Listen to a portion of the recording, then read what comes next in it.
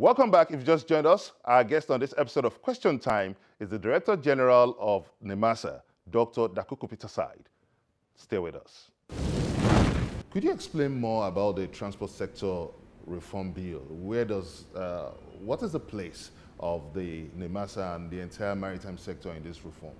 We have issues with the transport sector reform bill. Until we see the final draft, nobody can say much. But what I can say to you is that the IMO is pushing globally that every nation should have a maritime transport policy. And I think Nigeria is working on one to have a comprehensive, up-to-date maritime policy. Now, our maritime policy will feed into the National Transportation Bill. So until that process is concluded, we cannot say precisely what will be the final outcome of the National Transportation Bill. Now, let's quickly review NIMASA's contractual agreement with Global West. It's surprising that this agency is towing the line that was severely criticized, in which the previous administration came under heavy criticism for towing, and that's its engagement with Global West, a company that has been touted to be owned by militants. Before we joined the NIMASA team, NIMASA signed a contractual relationship with Global West. Now, you need to look at the details of that contractual relationship. But unfortunately, that contractual relationship and its operationalization is now a subject of investigation by the EFCC. So there's a limit to which I'll comment on the merit and demerit of that contractual relationship. Now, for those who have criticized that relationship, I bet you they know little or nothing about that relationship, but I don't want to talk about that relationship. In recent times, NIMASA has not replicated that relationship. Now, in terms of termination of contract, there is a procedure for determination and cancellation of a contract. We are not there yet for several reasons. Because it's subject of investigation, we are not able to determine the contract, we are not able to cancel the contract. Isn't this a security risk and a looming pitfall? I don't know what is security risk in the contractual relationship. If I ask you now, what is the relationship that NIMASA has with Global West? What is it that NIMASA did with Global West? Very many persons know little or nothing about the relationship between NIMASA and Global West. But Tompolo has been declared wanted by the EFCC and is reputed to be one of the owners or to have a stake in Global West. In the documentation before us, we have never seen the name of Tompolo anywhere. I can bet that. Have you investigated the true identity of the board members of Global West? It's not my place to. First, you call up for CSC documents. And I said, all the documentations before me, I did not see the name of Tompolo. Why are you treading on a controversial path? Is it only Global West that NIMASA could deal with in this area? Currently, as we speak, we're not doing any transaction with Global West. I said to you before we got here, Global West had a contractual relationship with NIMASA.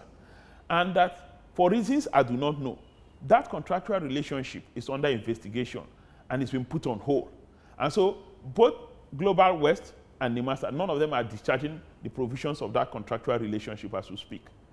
Now, tell us more about the Seaman Discharge Book. The Seaman Discharge Book is the equivalent of the international passport of seafarers or seamen who have their certificate of competence in Nigeria, who earn their certificate of competence in Nigeria.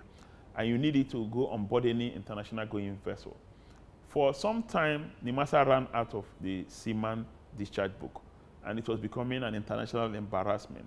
When we joined the NIMASA team, we considered it a top priority. We gave a bit of attention to it, and I'm happy to say that we've been able to secure a number of Seaman Discharge Books, and it's no longer a scarce commodity. Those who are qualified to hold the Nigerian Seaman Discharge Book can approach NIMASA and pay, I'm sure, some little amount of money, and they will pick up their Seaman Discharge Book. It used to restrict many of our people. It used to limit many of our people from going on board international vessels or doing international voyages. But that's now history, because we have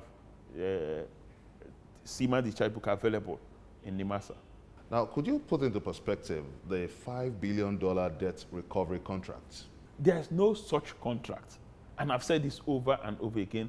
There's no 5 billion debt recovery contract anywhere. But we understand that the National Assembly has accused NIMASA of enlisting SNEPCO, and they've also complained about 13% of $5 billion charges, which amounts to $65 million. And they've complained that this is huge. I've heard this story over and over again, that NIMASA is owed about $10 billion. And I've said, I am not sure there's any iota of truth rather to that. Because the freight element of all our shipping transactions in the past 5 years will not be anything, total freight element will not be anything close to 10 billion. So how can we be owed 10 billion if the entire shipping freight element is not to 10 billion? By our own records, we have said our debt profile is in the neighborhood of $400 million. And we have made a lot of effort to recover this debt. We're making some progress, but we're not satisfied with the level of progress. And many other agencies of government are in a similar situation. We thought we needed help at some point. We began a process to engage a debt recovery consultant, those who have the capacity, the capability to help us recover debt. We engaged SNECO. We have not concluded that process to help us recover debt. Yes, we have proposed that they should be paid 13% of what they recover. We have made our own effort. And again, for any money to be classified as debt, for 1 year, we would have made effort without recovering for you to be classified as debt. So if you're owing us this month, it cannot be classified as debt. 6 months, it cannot be classified as debt. It's after 1 month, after 1 year, it cannot be classified as debt. Then whatever company we engage cannot go after you. If they recover, they get 13% of whatever they recover. What are you doing to ensure NIMASA doesn't deal with companies by proxy? Well, I don't know about dealing with companies in proxy. I don't think that's possible. Because every firm must have a human face you're going to deal with. And we owe NIMASA a duty and Nigeria a duty to do due diligence and background check of every firm before we engage a firm. And every firm must go through a procurement process before they engage. In the case of SNECO, of course, went all the way to the Bureau of Public Procurement, got a certificate of no objection. And that's a third-party organization anyway. So I think that we always carry out due diligence before we engage any firm, especially for high-profile assignments. So I don't think that we'll have a problem with that. Before we wind down on this conversation, what kind of positive changes do you expect from NIMASA and Nigeria's maritime sector in the immediate term? In NIMASA, we have a medium-term growth plan, and we're following it diligently. And what is the medium-term growth plan supposed to do for us? We'll say 5 pillars, 5 key things. One is to reform the way we conduct our port and flag state functions, which is very important. Port state functions relating with vessels, foreign flag vessels calling at our ports.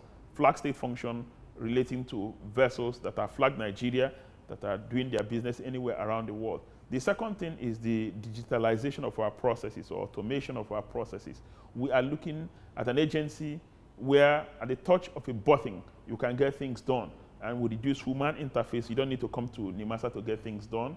And for us, we want to be a world-class agency. We want to be noted for world-class performance, where things get done at very short interval. We're also looking at taking our ship promotion function more seriously, make NIMASA a global voice in the international maritime space. Ensure that if you're going to talk about maritime, you must make reference not only to Singapore, but to Nigeria. Director General, Nigeria Maritime Administration and Safety Agency, Dr. Dakoko Peterside, thank you for making our time to be part of this episode of Question Time. Thank you very much indeed. Nigeria's maritime security no doubt holds a huge promise for generating revenue, but this anticipated turnover is yet to reach its potential. No thanks to piracy and lack of enabling laws to reposition Nigeria's waterways to stimulate economic growth. But as the federal government is set on a redemption mission, can the Dakoko Peterside-led management of NIMASA deliver on its mandate? The steps taken in the days to come in terms of getting the necessary laws, the right policies, and willpower will be the key performance indicators to consider. And that's it on this episode of Question Time. You may also send us a comment on our various social media platforms showing on your screen. Join us next week on another exciting episode of the show on Channels Television. Many thanks for watching. I'm Benga Ashiru. Bye for now.